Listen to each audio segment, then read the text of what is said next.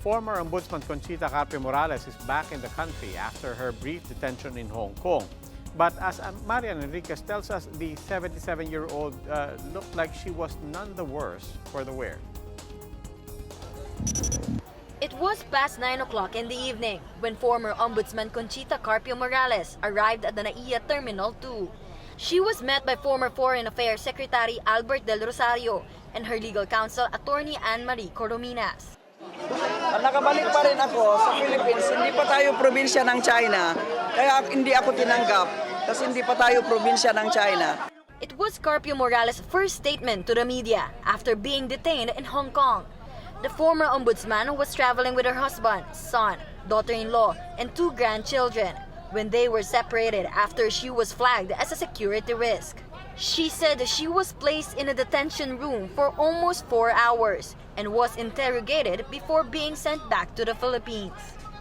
I was detained, hindi ko nga alam na detention na pala yung pagdating ko I was brought to a room na hindi naman yung dapat nila ng arriving visitors. So, detention room parang office rin naman yon and all that. So, ang dami nilang tanong-tanong and all that. Carpio Morales says the immigration officials in Hong Kong could not give her a clear reason for her detention. So I kept asking, ano bang reason bakit niyo ako didetain? Bakit ayaw niyo akong papasukin? Ang sabi nila, immigration reason daw.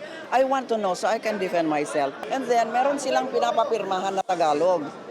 Yung Tagalog na yan, napakalalim, bilanggo or whatever. So I said, can I have the English version? So okay, I read it and then nakalagay detention na.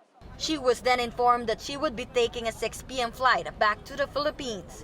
Eventually, an immigration officer came and told her she will be allowed entry to Hong Kong. But Carpio Morales said she was no longer interested and decided to just go home instead. And then they said, now ma'am, you can be allowed entry now in Hong Kong.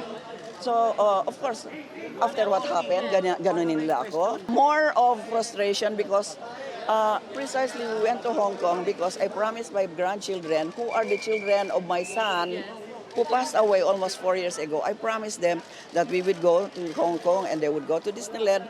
Carpio Morales says the incident was a clear sign of bullying. Yes, that was bullying. How do you call it if that's not bullying? I think someone came up with the theory that shock and awe daw. Hindi naman ako nasi-shock, hindi naman ako oo. Nabubwisit lang. Former Foreign Affairs Secretary Albert Del Rosario agrees.